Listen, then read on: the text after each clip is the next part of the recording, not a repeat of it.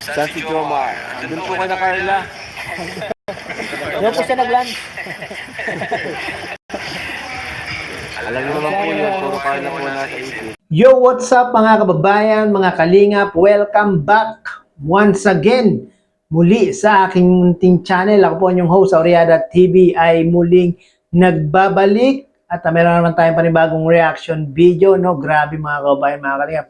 Dahil sa pangyayaring ito sa live ni Kalingap Tata, credit po ay Kalingap Tata at muli tayong kumuha o gumamit ng kanyang maising video clip para gawa ng reaction video, no? Dahil nga po sa live ni Tata wala si Papa Joms, merong mga viewers na nagtatanong kung nasan nga daw po itong si Papa Joms, at ang sagot nga po ni Kalingap Rab ay nasa bahay nila Carla at palagi nilang daw si Carla ang iniisip ni Papa Joms. Grabe, malamang yung mga nakapanood nitong video na ito, malamang matutuwa kayo, no? Dahil nga po nabuking itong si Papa Joms dahil alain niyo yun, lagi na palang iniisip ni Papa Joms itong si Carla, no? Grabe, sangayon ba kayo doon mga kababayan, mga kalingap? Gusto nyo ba yon yung sinabing ni Kalingap Rab na lagi daw nasa isip ni Papa Joms itong si Carla? Paki-comment nga po kung gusto niyo yon mga kababayan, mga kalingap, no? At bago po natin ipagpatuloy ang video na ito, nais ko po muna kayong batiin isang mapagpalang araw ng Miyerkules po sa ating lahat. Nawa ay nasa mga mabubuti po tayong mga kalagayan habang pinapanood ang video na ito. Mega love shoutout Kuya Balsanos Matubang, Kalingap Rab, Ate Edna Vlogs, at syempre Kuya Jomar Vlog, at syempre isama nyo na rin si Kalingap Tata. Sa mga hindi po nakasubscribe sa kanilang mga channel, paki-subscribe nyo na po para maging updated po kayo sa kanilang mga video upload na ginagawa o ina-upload sa araw-araw. No? Siyempre, kung bago ka po sa aking munting channel, baka naman kung nais mo ng itong mga marites at mga latest update patungkol sa Team Kalingap, baka naman paki-subscribe na po para maging updated din kayo sa mga ginagawa kong mga itong reaction video patungkol nga po sa Team Kalingap. No? Grabe, tamang-tama pala yung sinabi ni Papa Joms nung part 25, no, mga kabayan, mga kalingap, na kung saan sinabi niya kay Carla na gusto niya itong si Carla. Panoorin po natin to. Uy, welcome. So sige, huwag kang masyadong baka mahulog ka sa akin. Huwag kang masyadong magpasalamat sa akin.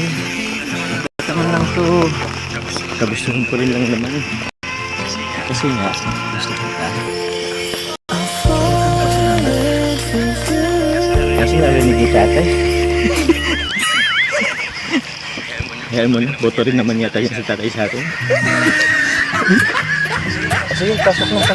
So yun na nga po, no, mga kababayan, mga kalingap. Ay, grabe na talaga yung pagkikare, pag-aalaga ni Papa Joms dito kay Carla, no? Dahil nga wala silang payong, kundi dahon ng saging ang kanilang tinakob sa kanilang mga ulo dahil medyo naulan-ulan nga po, no, nung nagpunta. So, ewan ko na lang kung hindi pa mahulog ang loob ni Carla dito kay Papa Joms. No? Lahat na nga lang po ng mabuting maaaring gawin ni Papa Joms kay Carla ay ginagawa na nga po. No? At sa video na yun, mga kababayan, mga kalingap, ay talagang sinabi ni Papa Joms na lahat ng kanyang pag-aalaga, pag-care, yung kanyang pag-e-effort kay Carla, dahil nga po yun po kanyang kagustuhan at gusto niya nga po itong si Carla, no. Sa tingin ko, mga kababayan, mga kalingap, yung feeling ni Papa Joms hindi lang po talaga pang Kalingap serye, no. Sa tingin ko talagang na-develop na yung gusto ni Papa Joms, yung pagmamahal niya dito kay Carla, mga kababayan, mga kalingap. Ano sa tingin niyo, mga kababayan, mga kalingap? Ito bang feelings ni Papa Joms pang Kalingap serye lang, o parang gusto na talagang tutuhanin ni Papa Joms? Kung ako po tatanungin nyo, talagang parang gusto nang tutuhanin ni Papa Joms yung kanyang nararamdaman dito kay Carla, no? At sabi nga ni Kalingap Rab, mga kabayan, mga kalingap, lagi na raw iniisip ni Papa Joms itong si Carla, no? Kahit wala po silang vlog, si Carla nga po ang laging iniisip ni Papa Joms. Grabe na mga kabayan na mga kalingap.